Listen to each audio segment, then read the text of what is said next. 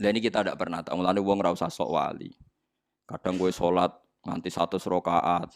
Nek ape ndonga wudu sik, ati ditata sik, bareng lagi ndonga ben mustajab. Lha apa pangeran se ekstrim polisi sehingga kudu napa prosedur. Umar ra tau ndonga njuk hidayah, tapi mbek Allah diparingi hidayah. Nek pangeran ngersakno gak donga-donganan. Umar tahu njuk donga untuk hidayah, wong dekne kafir, preman. Wis pangeran nang ngersakno.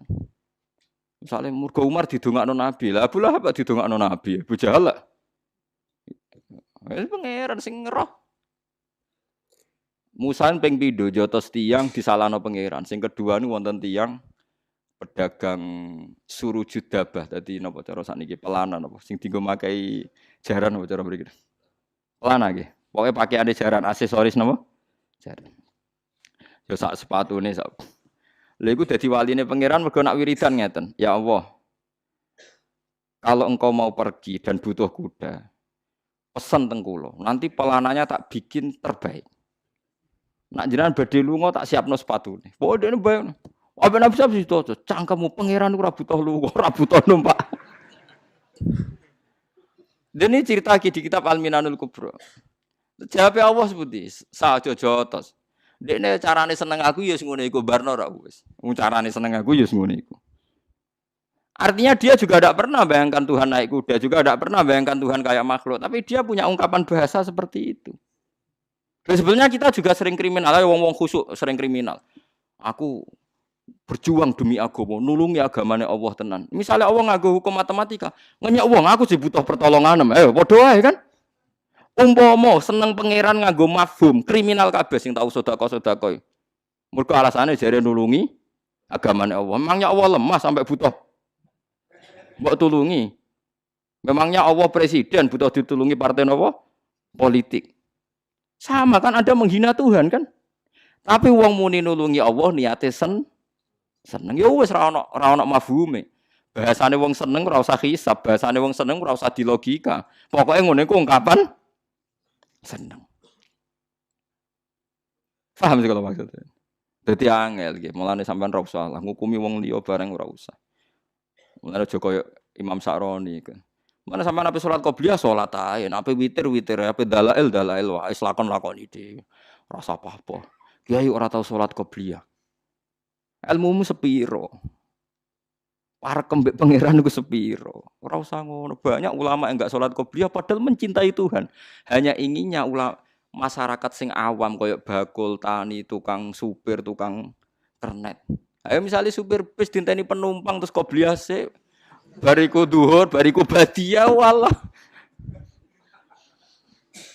Tapi berhubung fardu tok selesai kan?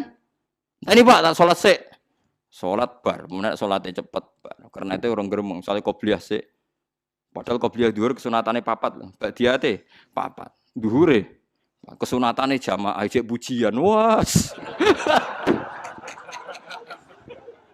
Boyo wong mikir kebutuhane wong akeh. Kowe kiai wong nganggur. Kiai ana sing salam templek penggaweane kiai. Entek qobliyahe tambah salam templek ya akeh. Lah anak supir. Entuk apa? Kowe tambah khusuk citram tambah apik rezekimu tambah akeh. Lah anak supir. Mbok wong yo mikir. Saiki misalnya sing kiai dadi supir, jangan-jangan yo di pendapat, wah sebaiknya ndak usah qobliyah. Wong ku mikir, mulane aja geman gedeng ulama. Sak kliru-klirune ulama iku paling asfaquli ummati Muhammad sallallahu alaihi wasallam. Ora ana wong sayang umat Nabi kaya ulama. Jadi duwe perilaku sing paling awam wis diperhitungno. Kulo cek eling bapak riyen. Bapakmu sepuh senengane sarongan kaos santok mlaku kinten-kinten 3 kilo. Nggih dolani ngomong ra jelas. Ya mboten kedunan, nggih mlampah, ora sandal. Nggih mlaku ngoten. Nggih takoki tiyang, badhe temu ndi? Iki lho delok donya. Donya kok didelok ya. Aku ngenteni mati nek ra mati-mati.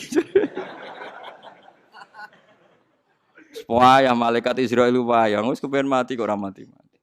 Ya akhirnya orang weling, ternyata donya mau demi mati. Ya akhirnya kula malah rawani mati, ge malah lucu meneh.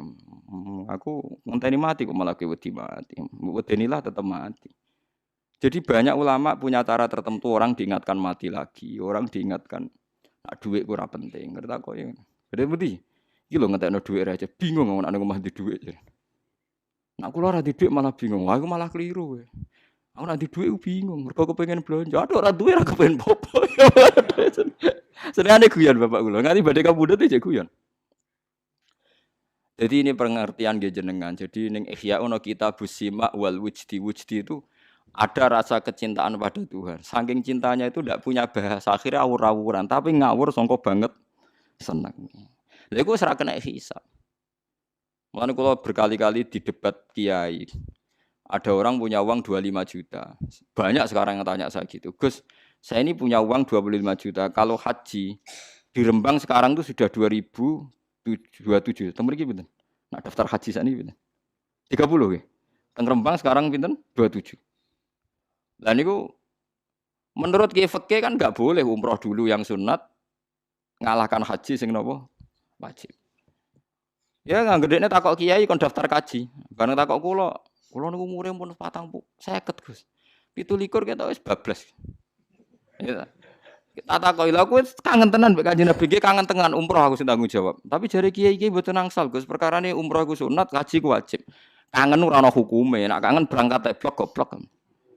Wong kangen kok ana napa hukume. Bedakno sunat wajib nek wong ra kangen, nek kangen ora usah napa hukum. Kangen tenan nggih mbek Kanjeng Nabi, ya kangen wis berangkat umroh. Ya akhirnya berangkat. Soalnya teng daerah kula umroh alasan anut Gus Bae pokoke nek kangen ra ono hukume. Kangen ora ono hukume. Wong kangen piye oleh ngukumi wong kangen. Kula itibar kula nu aiman sing pemabuk nek kangen Nabi ya ora Nabi dene ora iso.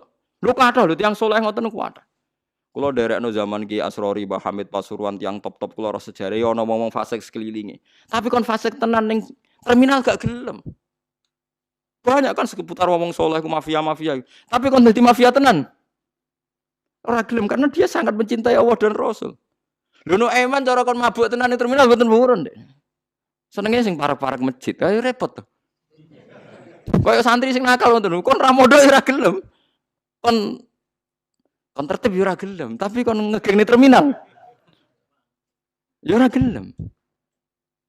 Lah jangan-jangan Allah tahu betul dia punya mahabbah ning Allah wa Rasul. Iki padha ora roe.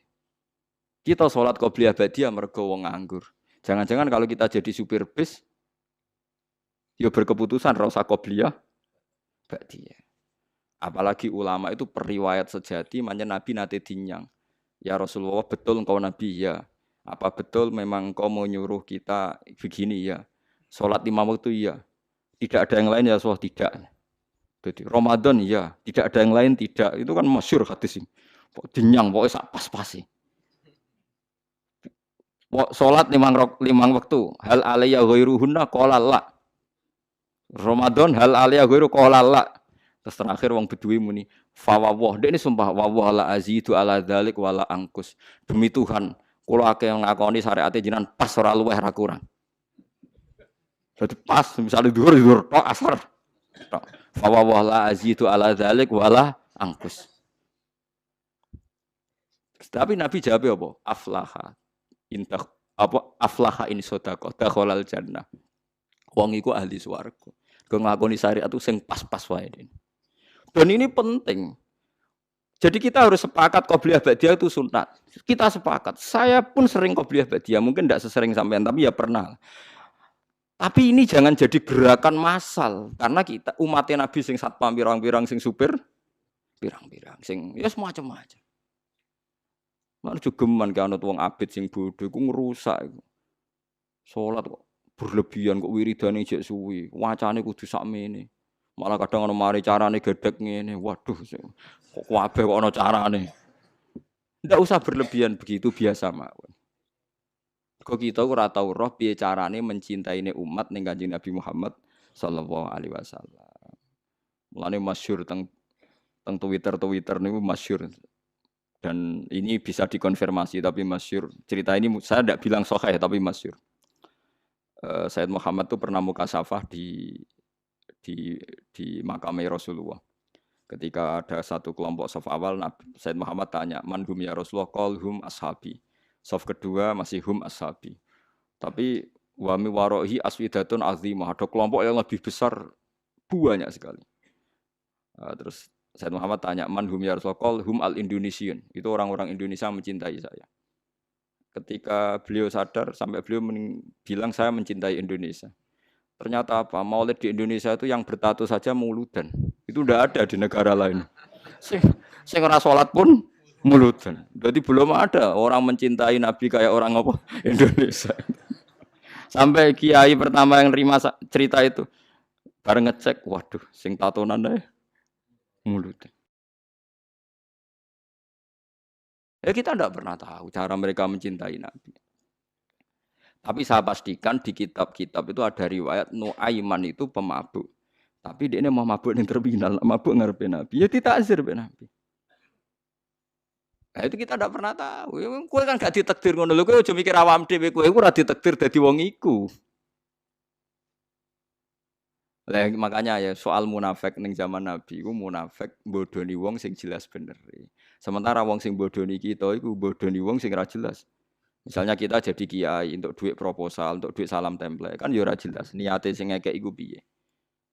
Lah terus kowe dibodoni wong, ya anggap ae khusukmu ya kadang bodoni wong, solem ya yes.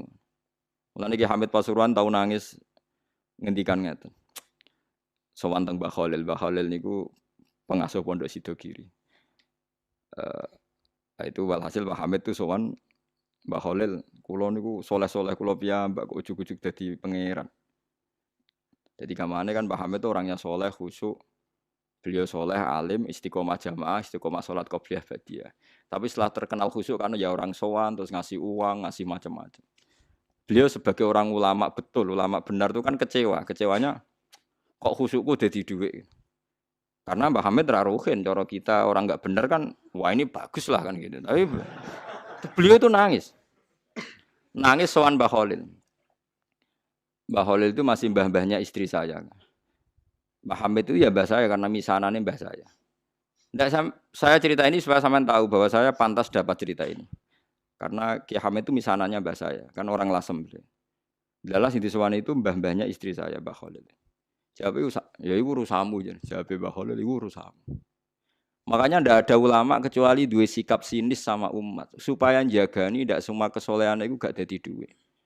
Makanya kayak seperti saya roh Mbah Dimyati Pandeglang itu tidak kaget, tidak mau nemuin tamu, beliau hanya sholat jamaah ketemu tamu mau liwat tok.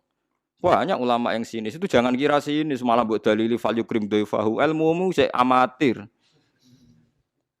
Karena beliau tahu kalau saya terlalu ramah, terlalu terbuka, jangan-jangan semua khusyuk saya dikonversi jadi uang, jadi kehormatan. Padahal saya khusyuk udah untuk ini, makanya ada ulama model Mbah Dim yang tertutup.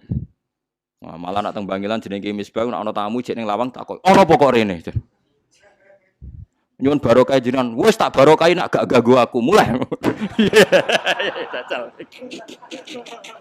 Iya, jajal. Tapi ada ulama juga yang hormat sama tamu. Kados guru kula Mbah Mun hormat tamu, Ki Arwani hormat tamu. Karena perintah Nabi fal yukrim dhaifahu. Tapi yang ndak hormat tamu ya banyak. Ya sampean tinggal ngikuti mana. Lah nek koyo kowe ora perlu anut, niatan uta ora ana tamune. Lah. Oh malah penak koyo sampean penak. Niatan uta ora ana napa? Ora ana tamu.